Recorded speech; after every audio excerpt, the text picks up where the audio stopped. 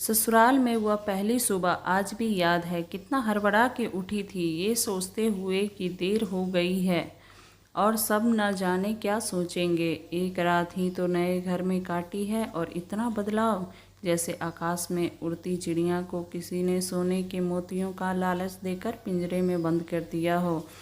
शुरू के कुछ दिन तो यूं ही गुजर गए। हम घूमने बाहर चले गए। जब वापस आए तो सासू माँ की आंखों में खुशी तो थी, लेकिन बस अपने बेटे के लिए ही दिखी मुझे। सोचा शायद नया नया रिश्ता है, एक दूसरे को समझते देर लगेगी, लेकिन समय ने जल्दी ही एहसास करा दिया कि मैं यहाँ बहू हूँ, जैसे चाहूँ वैसे नहीं रह सकती। कुछ कायदा मर्यादा है जिसका पालन मुझे करना होगा। धीरे धीरे बात करना, धीरे से हंसना, सबके खाने के बाद खाना, ये सब आदतें जैसे अपने आप ही आ गई। घर में माँ से भी कभी कभी ही बात होती थी। धीरे धीरे पीहर की याद सताने लगी। ससुराल में पूछा तो कहा गया अभी नहीं, कुछ दिन बाद। जिस पति ने कुछ दिन पहले ही मेरे माता पिता से ये कहा था कि आप पास ही तो हैं, कभी भी आ जाएगी, उनके भी सुर बदले हुए थे। अब धीरे धीरे समझ आ रहा था कि शादी कोई खेल नहीं, इसमें सिर्फ घर नहीं बदलता बल्कि आपका पूरा जीवन ही बदल जाता है। आप कभी भी उठ के अपने पीहर नहीं जा सकते, यहाँ तक कि कभी याद आए तो आपके पीहर वाले भी बिन पूछे नहीं आ सकते। पीहर का तो लड़पन, वो बेबाक हंसना, वो झूठे मुँह रसोई में कुछ भी छू लेना, जब मन चाहे तब उठना, सोना, नहाना, सब बस अब यादें ही रह जाती है। अब मुझे समझ आने लगा था कि क्यों विदाई के समय सब मुझे गला लगाकर रो रहे थे।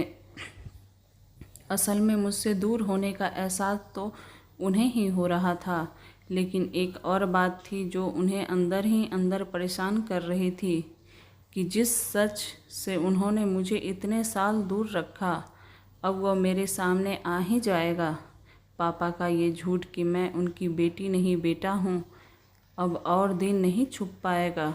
उनकी सबसे बड़ी चिंता ये थी, अब उनका ये बेटा जिसे कभी बेटी होने का एहसास ही नहीं कराया था, जीवन के इतने बड़े सच को कैसे स्वीकार करेगा।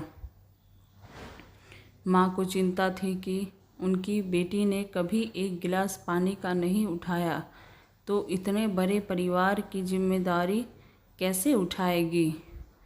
सब इस विदाई और मेरे पराये होने का मर्म जानते थे सिवाय मेरे, इसलिए सब ऐसे रो रहे थे जैसे मैं डोली में नहीं अर्थी में जा रही हूँ।